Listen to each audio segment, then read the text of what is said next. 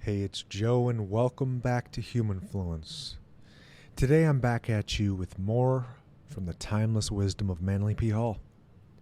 Hall, a prolific author and lecturer, is well known for his deep dives into the mysteries of life, spirituality, and the human experience.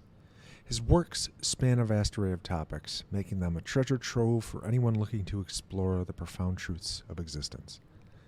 Today we're delving into two of his intriguing manuscripts, The Masters of Wisdom and Psychology, False and True.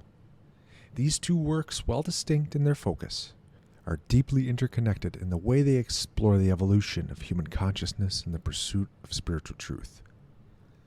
These reflections on Hall's manuscripts invite us to consider the broader implications of his teachings in our own lives, whether through the pursuit of wisdom with the guidance of enlightened masters, or the integration of true psychology and understanding the mind. Hall's work continues to offer a roadmap for those seeking deeper spiritual truths.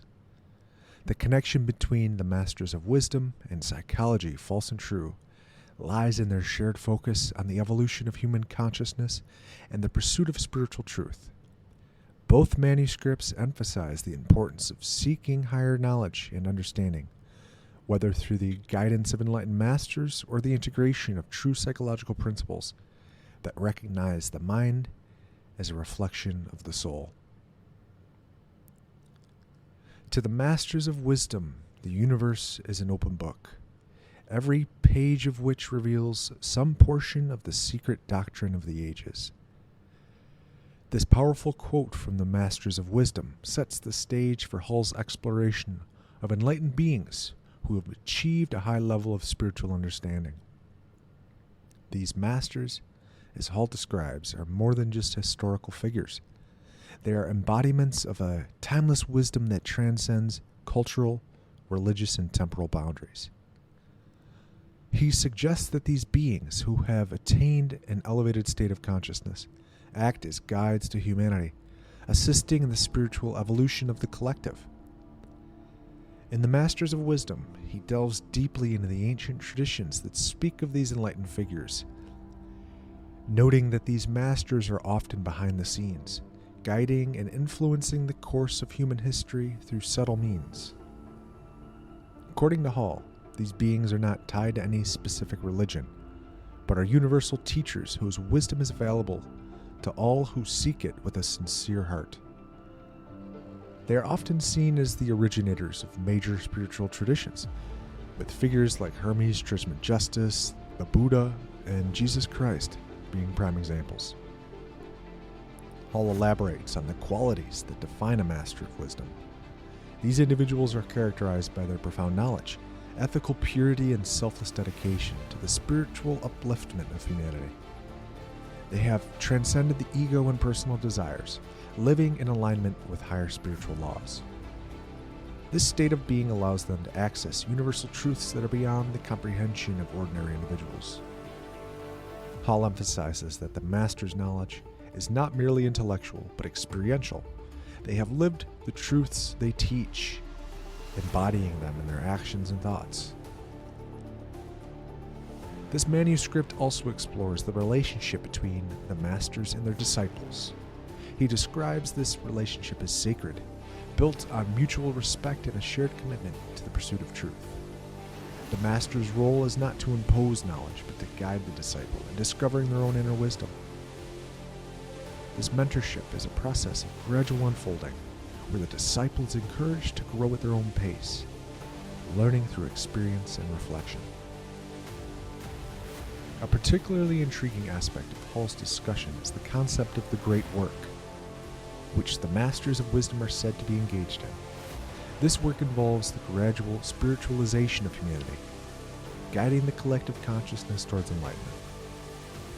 He suggests that this process is ongoing and that the Masters continue to work behind the scenes, influencing the development of human civilization in subtle but profound ways. He describes how these beings have incarnated at various times in history to deliver critical teachings or to guide humanity through periods of transition and crisis. In today's fragmented spiritual landscape, the concept of Masters of Wisdom provides a beacon of hope and direction. The portrayal of these masters as beacons of light reminds us that true wisdom is not something that can be easily attained. It must be earned through inner growth, reflection, and spiritual discipline. This manuscript serves as an invitation to seek out higher guidance and to trust in the existence of wise beings who are dedicated to helping humanity evolve. Hall's exploration also touches on the challenges that seekers face in connecting with the wisdom of these masters. He warns that the path to enlightenment is fraught with obstacles, both internal and external. Ego, material desires, and the distractions of the world can all serve as barriers to spiritual progress. He emphasizes the importance of perseverance, humility, and sincere dedication in overcoming these challenges. Ultimately, the Masters of Wisdom provides an inspiring vision of what it means to pursue spiritual wisdom. It's a reminder that we are not alone in our spiritual journey. There are enlightened beings who have walked this path before us and who continue to guide humanity towards a brighter future.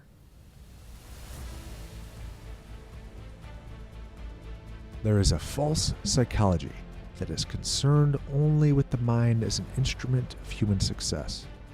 And there is a true psychology that seeks to understand the mind as a reflection of the soul. With this quote from Psychology, False and True, we begin our next manuscript exploration.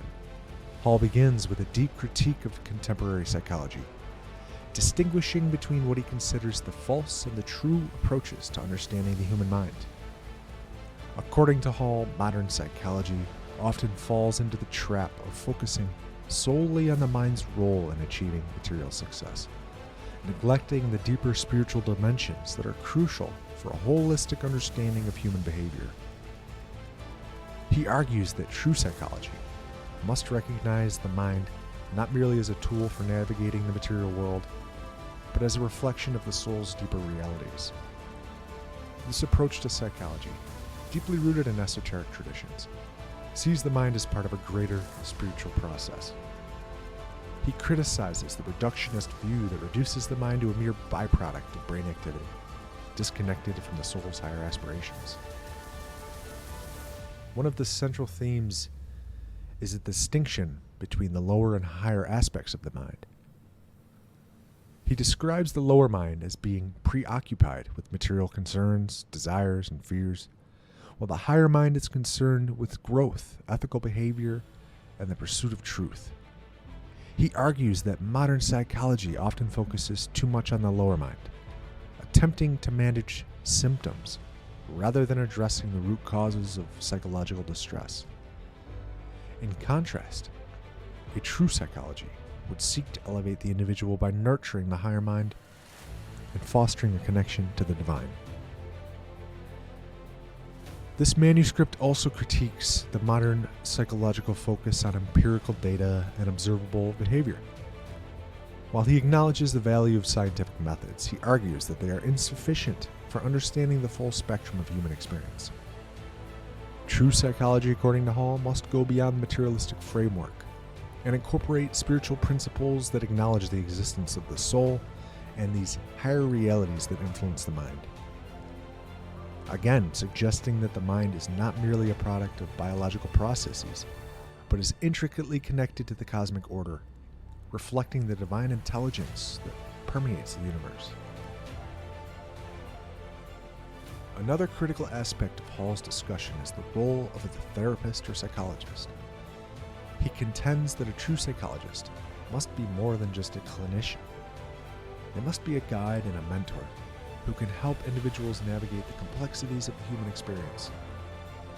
This involves not only addressing mental and emotional issues, but also helping individuals develop their spiritual potential. He emphasizes that the therapist's own spiritual development is crucial in this process, as they must be able to model the qualities they seek to cultivate in their clients. Furthermore, exploration of the therapeutic relationship and importance of ethical practice. He warns that without a strong moral foundation, psychological knowledge can be misused to manipulate and control others rather than help them. This warning is particularly relevant in today's world, where psychological insights are often exploited in advertising, propaganda, and other forms of mass influence. Hall's message is clear. Psychology must be grounded in a commitment to the highest ethical standards, and its practitioners must be dedicated to using their knowledge for the benefit of humanity. It also touches upon the dangers of materialism in psychological practice, arguing that when psychology is practiced without consideration of the spiritual dimensions of life, it can lead to a superficial understanding of the human condition. This materialistic approach, according to Hall, reduces individuals to mere machines, driven by instincts and external conditioning, without acknowledging the deeper spiritual forces that shape human behavior. He suggests that the true understanding of psychology requires a recognition of the soul's journey and the spiritual lessons that are inherent in every human experience. Lastly, Hall's critique of false psychology also includes a discussion of the consequences of ignoring the spiritual aspects of the mind, warning that when individuals are treated as nothing more than these biological entities, the potential for spiritual growth is stunted. This can lead to a sense of emptiness, disconnection, and despair, as the deeper needs of the soul are left unmet. Hall advocates for a more holistic approach to psychology, one that recognizes the interconnectedness of the mind, body, and spirit, and seeks to nurture the whole person.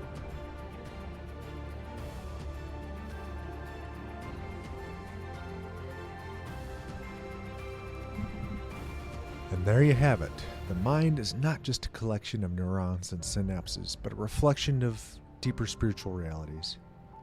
And for those interested in exploring the deeper aspects of the mind and its connection to the soul, there's plenty of that on Humanfluence. Humanfluence out.